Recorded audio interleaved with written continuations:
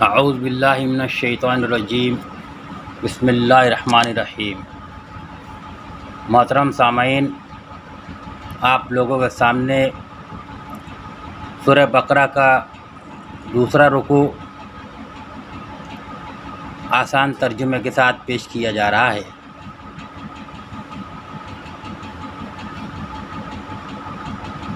وَمِنَ النَّاسِ مَن يَقُولُ آمَنَّا بِاللَّهِ وَبِالْيَوْمِ الْآخِرِ وَمَا هُمْ بِمُؤْمِنِينَ۔ بعض لوگ ایسے بھی ہیں جو کہتے ہیں کہ ہم اللہ پر اور آخرت کے دن پر ایمان لائے ہیں، حالانکہ در حقیقت وہ مومن نہیں ہیں۔ یخادعون اللہ والذین آمنوا وما یخدعون الا انفسهم وما یشعرون۔ وہ اللہ اور ایمان لانے والوں کے ساتھ دھوکہ بازی کر رہے ہیں، مگر دراصل وہ خود اپنے آپ کو ہی دھوکہ میں ڈال رہے ہیں اور انہیں اس کا شعور نہیں۔ فی قلوبہم مرض فزادہم اللہ مرضا ولہم عذاب علیم بما کانوا یکذبون۔ ان کے دلوں میں ایک بیماری ہے جسے اللہ تعالیٰ نے اور زیادہ بڑھا دیا، اور جو جھوٹ وہ بولتے ہیں اس کی پاداش میں ان کے لیے دردناک سزا ہے۔ وَإِذَا قِيلَ لَهُمْ لَا تُفْسِدُوا فِي الْأَرْضِ قَالُوا إِنَّمَا نَحْنُ مُصْلِحُونَ۔ جب کبھی ان سے کہا گیا کہ زمین میں فساد برپا نہ کرو تو انہوں نے یہی کہا کہ ہم تو اصلاح کرنے والے ہیں۔ الا انہم هم المفسدون ولکن لا یشعرون۔ خبردار، حقیقت میں یہی لوگ مفسد ہیں مگر انہیں اس کا شعور نہیں ہے۔ وَإِذَا قِيلَ لَهُمْ آمِنُوا كَمَا آمَنَ النَّاسُ قَالُوا أَنُؤْمِنُ كَمَا آمَنَ السُّفَهَاءُ۔ اور جب ان سے کہا گیا کہ جس طرح دوسرے لوگ ایمان لائے ہیں اسی طرح تم بھی ایمان لے آؤ، تو انہوں نے یہی جواب دیا کہ کیا ہم بیوقوفوں کی طرح ایمان لے آئیں؟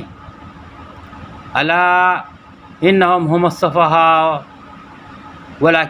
ولکن لا یعلمون۔ خبردار، حقیقت میں تو یہ خود بیوقوف ہیں مگر یہ جانتے تک نہیں۔ وَإِذَا لَقُوا الَّذِينَ آمَنُوا قَالُوا آمَنَّا۔ جب یہ اہل ایمان سے ملتے ہیں تو کہتے ہیں کہ ہم ایمان لائے ہیں۔ وَإِذَا خَلَوْا إِلَىٰ شَيَاطِينِهِمْ قَالُوا إِنَّا مَعَكُمْ إِنَّمَا نَحْنُ مُسْتَهْزِئُونَ۔ اور جب علیحدگی میں اپنے شیطانوں سے ملتے ہیں تو کہتے ہیں کہ اصل میں تو ہم تمہارے ہی ساتھ ہیں اور ان لوگوں کو محض مذاق کر رہے تھے۔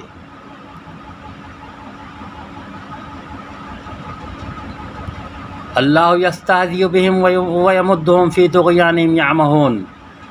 اللہ تعالیٰ ان سے مذاق کر رہا ہے اور ان کی رسی دراز کیے جاتا ہے اور یہ اپنی سرکشی میں اندھوں کی طرح بھٹکتے چلے جا رہے ہیں۔ اولئک الذین اشتروا الضلالۃ بالہدی فما ربحت تجارتہم وما کانوا مہتدین۔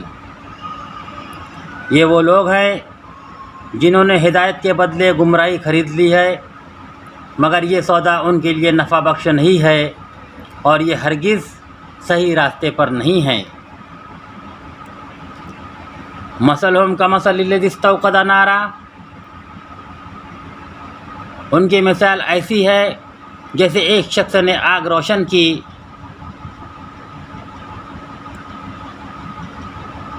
فلما اضاءت ما حوله ذهب الله بنورهم وتركهم في ظلمات لا يبصرون۔ اور جب اس نے سارے ماحول کو روشن کر دیا تو اللہ تعالیٰ نے اس کا نور بصارت سلب کر لیا اور انہیں اس حال میں چھوڑ دیا کہ تاریکیوں میں انہیں کچھ نظر نہیں آ رہا ہے۔ صم بکم عمی فہم لا یرجعون۔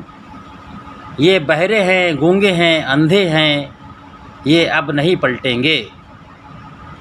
او کصیب من السماء فیہ ظلمات ورعد وبرق یجعلون اصابعهم فی آذانہم من الصواعق حذر الموت واللہ محیط بالکافرین۔ یا پھر ان کی مثال یوں سمجھو کہ آسمان سے زور کی بارش ہو رہی ہے اور اس کے ساتھ اندھیری گھٹا اور کڑک اور چمک بھی جاری ہے۔ یہ بجلی کے کڑاکے سن کر اپنی جانوں کے خوف سے کانوں میں انگلیاں ٹھوس لیتے ہیں، اور اللہ تعالیٰ ان منکرین حق کو ہر طرف سے گھیرے میں لیے ہوئے ہے۔ یکاد البرق یخطف ابصارہم کلما اضاء لہم مشوا فیہ۔ چمک سے ان کی حالت یہ ہو رہی ہے کہ گویا عنقریب بجلی ان کی بصارت اچک لے جائے گی۔ جب ذرا کچھ روشنی انہیں محسوس ہوتی ہے تو اس میں کچھ دور وہ چل لیتے ہیں۔